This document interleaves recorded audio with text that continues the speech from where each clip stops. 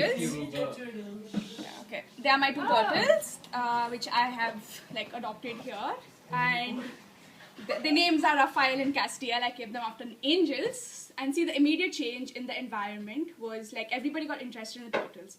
That's what I'll be speaking about, the psychological relation with animals, how it helps us. Okay, so like always, it's a psychoanalysis. It starts like, it's been dated like really back in America and England, where animals have been used for treatment of patients who are mentally ill. And then even right now, I have my own personal experience with people here, with people back home, where people have like really benefited with the help of animals. It's called animal assisted therapy, or AAT. That's on a psychological basis, but then on like day-to-day basis, I have my friends here, like Sharon, who has a dog back home.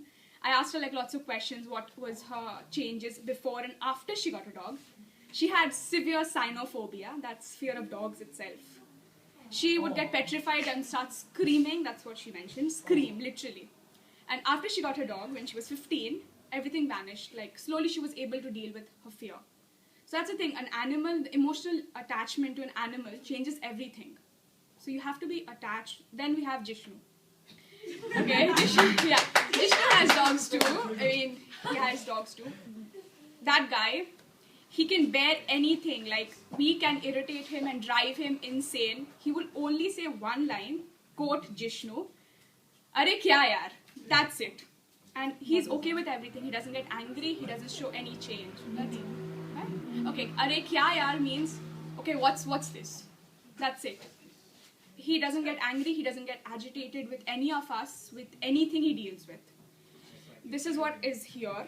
Then let's go back to history. I'll tell you about all the dictators, the famous dictators we all know about.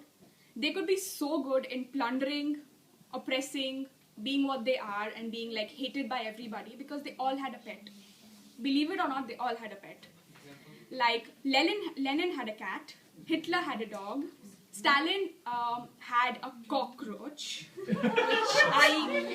yes, and that would made me laugh. Literally, I had to look twice to make sure it was a cockroach.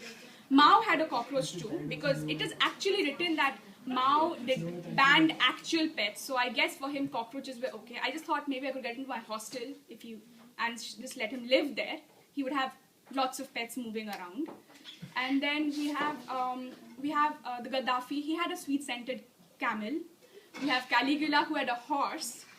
So all these people were like, they could do this so well, be what they are, because they could actually remove their stress because of an animal. Like Hitler, I have read and I have seen photos of Hitler having time for his dog every day. He had a female German Shepherd, and he could play with her every day, and so he gave her time, and he was so attached to the dog. He was more attached to the dog than his own girlfriend. He had one. So yeah, for him the dog mattered more than the girlfriend, and he was so good at being Hitler because he had a dog to take out all the stress and everything out. Then we have various forms of AAT, animal assisted therapy, like equine, canine, and dolphin therapy. Dolphin therapy is where you use a dolphin, you take it out of your normal containment, train the dolphin, and like put him in the pool. They swim with you, and the transfer of energy, and basically it's used for kids. But then we have equine therapy. Equine is with horses. There are two kinds of equine therapy: hippotherapy and therapeutic horseback riding. There are two different things. Hippotherapy is when you deal with the horse with all its movements. It can be feeding, it can be just petting, brushing the dog, the horse. Sorry, the horse, and that's hippotherapy. Deals with every equine movement. And therapeutic horseback riding is only riding the horse. You like, especially kids with autism and attention deficit hypertrophy disorder, where the child is always hyper. So to take out the excess energy and to get the child to concentrate and like take out all this excess energy, you go for therapeutic horseback riding. These are the famous forms which is used all over the world. Canine therapy, I think everybody knows. Everybody who has a dog might feel that, fighting, oh my god. No, I didn't ignore Sachin. No, you don't bite the dog. So, you always, like, when I have a dog, and I have, like, a series of problems, some like stress, everything. As a teenager, I think everyone goes through that. So when I got a dog, I suddenly saw a remarkable change in my health, I became more like, what do you call, responsible, more compassionate. I started less hating everybody else. And I could bear everybody's nonsense without choking them up. I was like, okay, yeah, hit me with your best shot. Time for And so he became like, after a certain point of time, I started forgetting that he was a dog, and I treated him more as a friend, a companion, and a partner in crime, like literally a partner in crime. We could like look at each other, and I could feel what he's feeling instead of speaking. Yeah, for some people it might be weird, and for my friends it's a constant annoying topic that I keep talking about my dog. But yeah, he's a friend I would miss. I would consider him more closer to me than any human friend I have, because he understands me more than anybody else and behaves that way.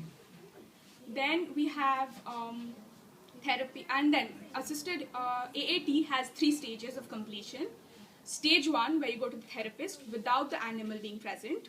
The therapist will deal with all your cases, see what kind of animal you need, and give you that animal. Stage 2 is when you start interacting with the animal, like feeding, grooming, giving commands like stay, sit. And stage 3 is when, after a series of months, the person's interaction, the therapist will see the interaction with the pet as your interaction with the human. So when he or she feels that this person can interact with normal human people, the therapy sessions are discontinued. So in this way, especially it benefits children and people with severe psychological disorders, like people who don't like to speak, like people who have social anxiety issues. Like I can't talk to people. I'm so scared, I can't do this, I can't do that, I can't be around in a room full of people. So when this person deals with animals, the interaction, like they start opening up. Then schizophrenic patients who don't know that if this is real, the pet grounds them to reality. Like walking the dog, talking with it. So that just grounds them to reality. Then we have dementia, patients with dementia, who just think that everything is falling apart. They kind of confide in an animal more than a human. So for a therapist, they will never tell their problems to therapists, but then when there's a dog present or the bird space present, they feel comfort and ease.